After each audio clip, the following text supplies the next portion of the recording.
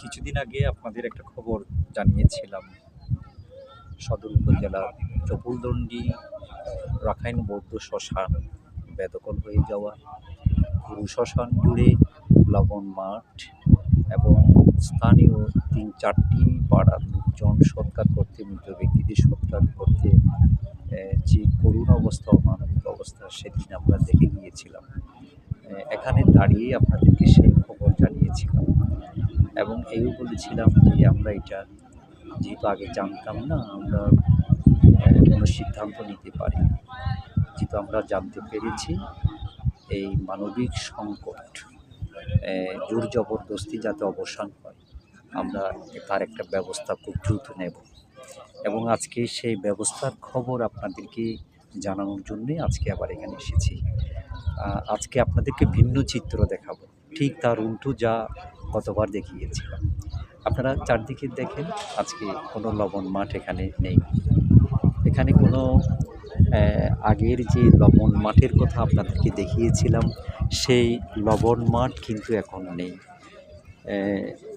আজকে তার সাথে আরও যেটা সুখবর আপনাদেরকে দেব, এই যে 4 একর 10 কানি হিসেবে এই যে বিস্তীর্ণ জায়গা দীর্ঘ সময় ধরে লবণ মাঠ মাছের ঘের করে বেদখল করে রাখা হয়েছিল, আমরা আজকে আনুষ্ঠানিকভাবে এটা বেদখল মুক্ত ঘোষণা করছি এবং আনুষ্ঠানিকভাবে আমরা আজকে এখানে শ্মশানের কার্যক্রম শুরু করছি।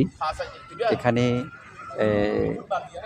স্থায়ী একটা ছাউনি হবে, ঘর হবে, যেখানে মৃত ব্যক্তিকে রেখে যেটা ধর্মকর্ম পরিচালনা করা হয় সেটার জন্য এই পাশে আমার বাম দিকে এখানে তার একটা বড় একটা ছাউনি হবে। আর এদিকে যেটা দেখতে পাচ্ছেন, যেটা আগে থেকে পোড়া শ্মশান সেটা থাকবে। আর এদিকে যেটা হবে পুরোটা হবে মাটি দেওয়ার কাজ, কবর দেওয়ার জন্য, যেটা কারণ বৌদ্ধদের তো দুভাবেই সৎকার হয়, আগুন দেওয়া হয়, মাটি দেওয়ার শ্মশান হবে এদিকে। আর মাঝখানেরটা হবে তারা একটা পুকুরের মতো করে রাখতে চাইছে, যে এক্সকাভেটর আপনারা দেখছেন সেটা আজকে এখানে এসে আনুষ্ঠানিক খনন কার্য শুরু হবে। এভাবে এখানে দুপাড়ার 4 একর জায়গা, দুপাড়ার 2টি শ্মশান মাঝখানে দিয়ে সীমানা প্রাচীর দিয়ে আলাদা করা হয়েছে।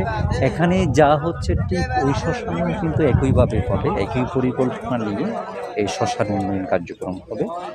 আমি আপাতত আপনাদেরকে শুধু এই খবরটাই দিয়ে রাখছি যে এই যে দীর্ঘ সময় ধরে বছরের পর বছর বেদখল হয়ে থাকা এবং এই যে পূর্বপুরুষদের লাশের উপরে, কবরের উপরে দীর্ঘ সময় ধরে লবণ মাঠ করে রাখা, সেখান থেকে এই শ্মশান মুক্ত হচ্ছে এবং স্থানীয়রা অত্যন্ত আনন্দিত, তারা সবাই স্বস্তি ফেলছেন। আপনাদেরকে এটাও জানিয়ে রাখি, আমরা গত 2 তারিখ আমরা এই বিষয়টা নিয়ে মাননীয় জেলা প্রশাসকের কাছে আমরা গিয়েছিলাম, ওনার সাথে আমরা আলাপ করেছি এবং উনিও যথেষ্ট আমাদেরকে আশ্বাস দিয়েছেন প্রয়োজনীয় ব্যবস্থা তিনি নেবেন।